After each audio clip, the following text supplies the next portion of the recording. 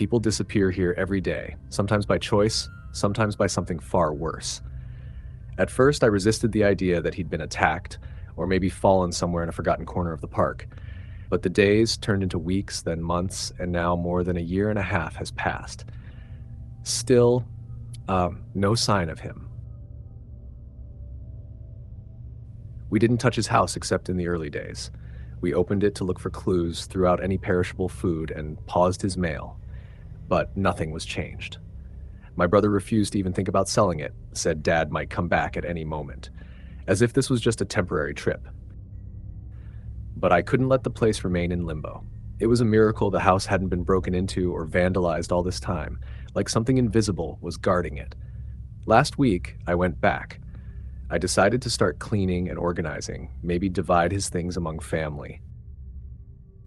I felt the time had come, or maybe I just wanted closure. When I went down into the basement, I found a massive filing cabinet I didn't recognize. It was heavy metal with a scorched left side, like it had survived a small fire. A layer of black ash still clung to the edge. There was no key. It took me hours to pry it open, hitting, forcing, sweating, while the air around me felt heavy, like something was watching in silence from the shadows.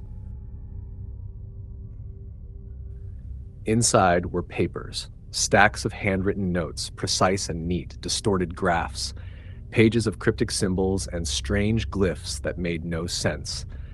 It looked like someone had mixed mathematics with black music theory. There were musical notations, like written in English, but dripping with menace. One page said in thick, shaky letters, "Don't stabilize the shard if it loops. Recurring collapse is inevitable after excessive branching. Deja vu, bleeding." The Manhattan instance was never sustainable. My throat dried. My heart was pounding violently. I couldn't understand it fully, but deep down, I felt it. This wasn't simple madness. This was something larger, something rotten. Another page whispered in plain text, "Ignorance is a blessing. Curiosity is contamination." I read it again and again. Each time it rearranged something inside me. My hands began to tremble, though the room wasn't cold. Then there were maps of familiar places, but the details were twisted.